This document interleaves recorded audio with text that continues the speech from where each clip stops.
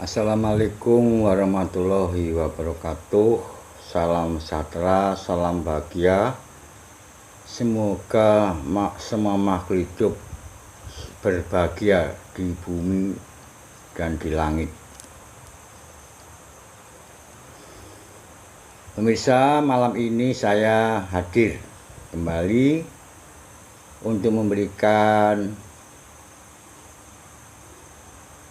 tanda-tanda alam atas bisikan, atas perenungan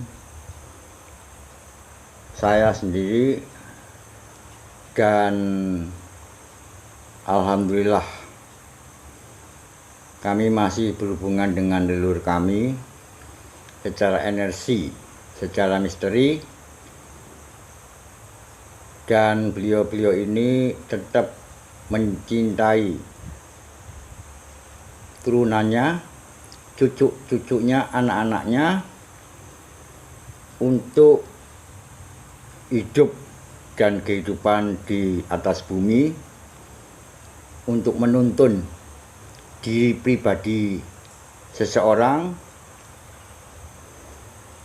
dan mengarahkan kepada kebaikan-kebaikan, kepada kesehatan, kejujuran, perbuatan baik selama kita hidup di bumi yang indah ini.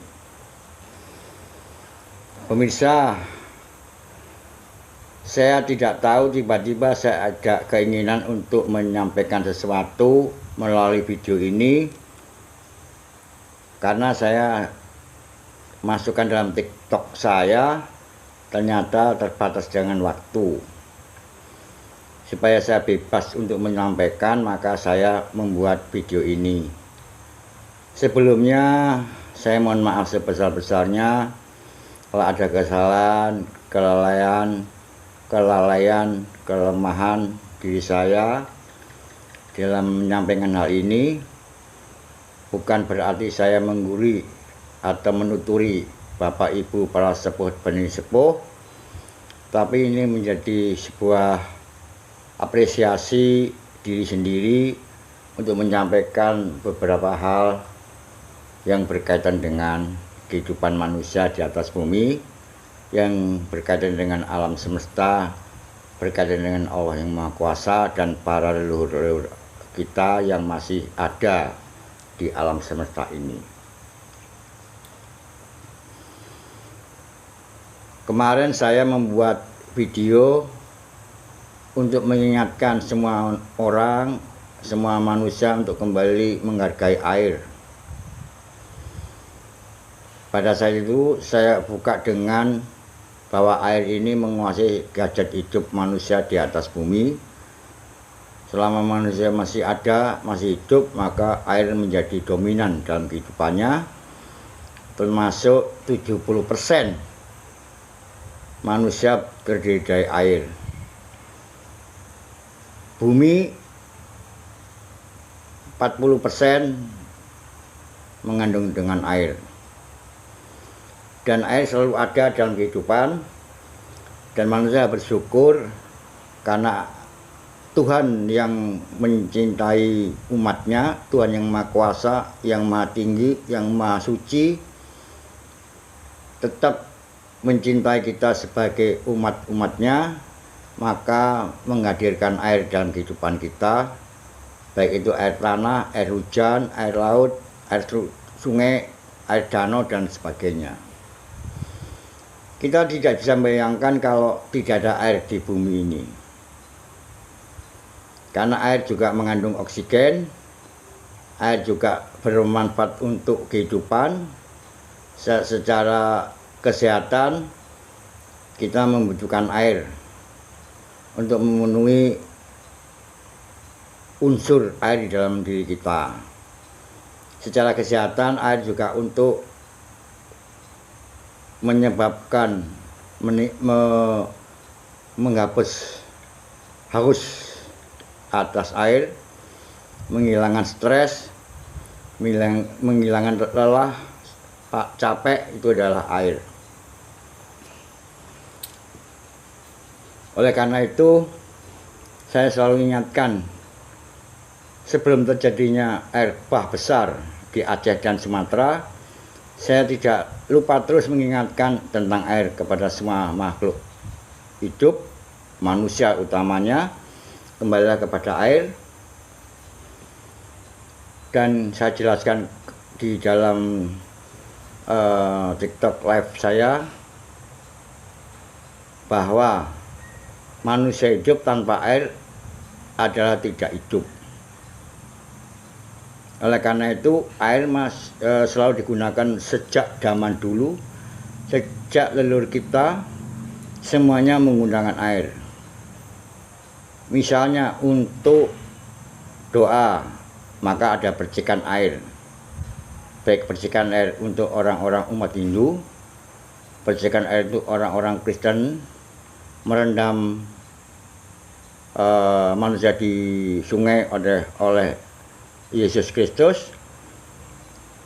Dan di dalam ilmu Jawa manusia dimandikan air kembang sebagai perwujudan dari kembalinya jati diri manusia terhadap alam, karena di situ air dan kembang ini diambil dari semua hasil karya bumi. Yang menumbuhkan kembang adalah bumi. Maka kita menggunakan kembang sebenarnya adalah menghargai bumi yang selalu ada dan selalu setia dalam kehidupan manusia. Bagaimana tidak setia?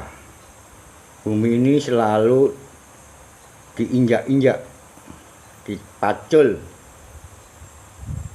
dibor, dikunci, dikencingi, dibuanglah kotoran-kotoran ke dalam bumi. Tetapi bumi tidak pernah berbuat jahat kepada manusia. Justru bumi terus memberikan makanan, teduhan kepada manusia. Maka semua makhluk hidup di bumi, apakah itu manusia, binatang, tumbuh-tumbuhan, buah sayuran, itu mengambil sari-sari patinya dari bumi.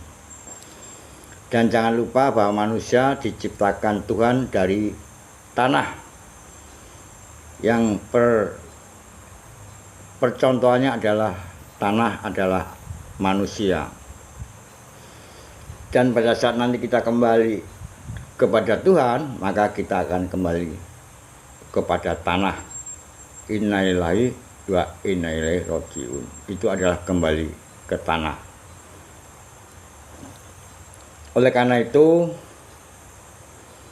di kesempatan malam hari ini saya akan kembali mengingatkan kepada semua makhluk hidup, semua manusia, terutama manusia, adalah bahwa di dalam tubuh manusia mengandung 4 unsur. Suka tidak suka, senang tidak senang, setiap manusia terdiri dari 4 unsur, dan 4 unsur ini akan dipengaruhi oleh hukum-hukum alam yang berjalan apapun keadaannya. 1 adalah unsur air.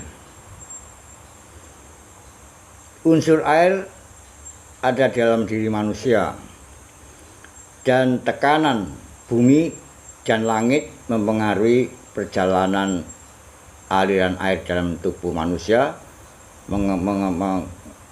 mempengaruhi perjalanan air di langit dan di bumi. Yang kedua adalah api. Dalam diri manusia adalah api. Api inilah yang membakar, yang mempengaruhi pola pikir manusia, yang menyebabkan emosi, pikiran jelek, terburu-buru. Ini adalah api. Dan unsur api juga dipengaruhi oleh unsur alam semesta, yaitu dipengaruhi oleh gravitasi atau hukum gravitasi alam semesta. Unsur yang ketiga adalah udara. Manusia harus bersentuhan dengan udara karena kita tahu bahwa selama kita hidup, maka bukti Allah sangat menyayangi manusia adalah nafas. Kita tidur dengan tenang, dengan nyenyak. Setelah kita bangun, kita sadar bahwa kita masih bernafas. Artinya apa? Artinya bahwa kita masih dicintai oleh Allah, masih dicintai oleh Tuhan yang Maha Kuasa, dan masih dikehendaki oleh alam semesta, masih hidup dan berkarya di bumi ini. Maka nafas adalah udara. Jangan sampai udara nafas ini terhalang oleh sesuatu yang menyebabkan kita tidak bisa bernafas. Banyak sekali teman-teman sesepuh-sepuh kita yang kemudian sedo meninggal, kebanyakan karena terhambatlah pernafasannya sehingga beliau tidak sanggup dan dipanggil Tuhan dengan cepat. Oleh karena itu, yang saya ingatkan pertama, tolong hargai udara, tolong hargai nafas. Karena udara ada oksigen ini, kalau tidak ada di bumi, maka semua makhluk akan mati. Karena proses perkembangan fotosintesis ini adalah memerlukan oksigen yang ada di dalam udara, membutuhkan matahari sebagai pusat api, dan membutuhkan klorofil sebagai bagian daripada bumi. Proses alamiah ini tidak bisa dibantah ada dalam kehidupan manusia. Oleh karena itu, kalau saya bicara masalah 4 unsur tadi, maka saya ingat akan pusaka Jawa yang disebut dengan keris. Sekarang ini anak-anak muda sudah lupa, sudah meremehkan tentang keris yang dianggapnya adalah kuno, zaman kuno, nggak boys, nggak modern. Karena yang dilihat oleh generasi muda ini adalah bentuknya senjata yang tajam, panjang.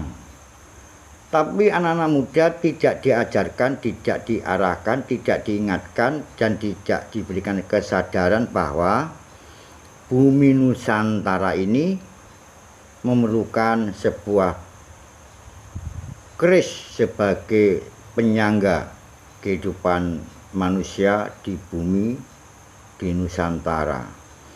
Sejak zaman Kenarok, kemudian berkembang ke kerajaan-kerajaan besar, semuanya membicarakan tentang pusaka keris.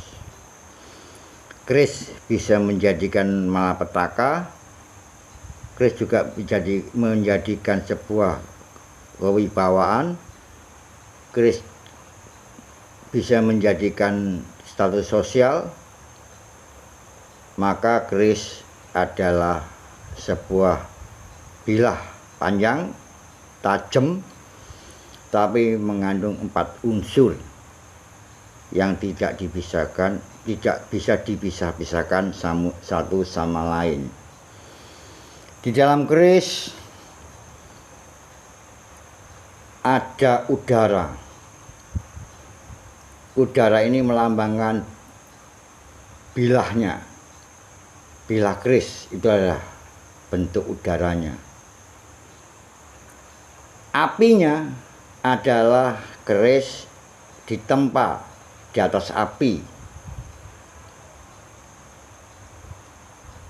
Airnya setiap membuat keris selalu ditempa dengan api, kemudian dicelupkan ke dalam air untuk membuat keseimbangan di dalam besinya antara air dan api. Kemudian buminya atau tanahnya adalah sang empu pembuat keris, ya adalah sesepuh, sosok manusia sepuh yang ahli. Empu-empu ini adalah pekejawantahan daripada tanah atau bumi itu sendiri. Sehingga di dalam pusaka itu 4 unsur akan melingkupi pusaka Nusantara yang disebut dengan keris. Dan keris bukan hanya sebagai bentuk simbol atau sebagai pajangan ya di museum-museum, tetapi keris ini adalah lambang kekekuatan, ketokohan, kekuatan seseorang yang memiliki pusaka keris. Nah, 4 unsur ini terikat dengan hukum alam. Yang pertama adalah hukum energi, yang kedua adalah hukum gravitasi, yang ketiga adalah hukum kekekalan energi. Makanya setiap sesepuh yang mempunyai pusaka keris yang ampuh pasti akan diturunkan kepada anak cucunya. Yang mengendaki diturunkannya bukan orang tua kita, bukan kakek nenek kita, tapi pusaka itu sendiri yang memilih mana anak turun kita yang mampu memegang, memelihara dan menjaga pusaka leluhurnya. Oleh karena itu tidak bisa keris sakti dipaksakan untuk diberikan kepada anak cucu kita yang tidak digendaki oleh pusaka itu sendiri. Sekarang ini, malam ini, saat ini saya mengingatkan kembali yang kemarin adalah air, tapi saat ini, hari ini, mulai hari ini sampai tahun depan ini, waspadalah dengan air, api, udara, dan tanah. Itu yang saya mendapatkan petunjuk alam semesta, petunjuk kalbu saya, bahwa mulai hari ini, sekarang, saat ini, sampai tahun baru, setiap manusia untuk waspada dan hati-hati terhadap air, api, angin, dan tanah. Ini adalah bentuk daripada kasih sayang para leluhur kita kepada kita, selalu mengingatkan sesuatu setiap sebelum akhir tahun. Pembukaan tahun baru akan menyebabkan perubahan-perubahan kosmik, perubahan alam semesta, perubahan kuantum yang akan mempengaruhi kehidupan manusia di atas bumi. Oleh karena itu, hari ini, sekarang, saat ini, saya ingatkan kepada teman-teman, saudara, para sepuh sepuh untuk tidak menyia-nyiakan, tidak mengentengkan, tidak meringankan yang disebut dengan 4 unsur tersebut. Yang pertama adalah udara, kedua adalah api, yang ketiga adalah angin, udara apa angin, yang keempat adalah tanah. Mudah-mudahan 4 unsur ini difahami dengan sungguh-sungguh kepada semua yang mendengarkan video ini, karena saya yakin dalam kalbu setiap orang yang mendengarkan apa yang saya sampaikan pasti sudah ada getaran energi untuk menuju kepada kesadaran sejati dan tahu maksud tujuan daripada yang saya sampaikan ini. Pasti akan tahu dengan sendirinya maksud tujuan dari video ini. Selama menjelang akhir tahun, hati-hati kepada semua orang yang bepergian. Hindari bukit, hindari laut, hindari tempat-tempat yang tinggi, karena semuanya ini terpicu oleh 4 unsur itu sendiri. Oleh karena itu, tahun baru sebagai lambang pergantian tahun,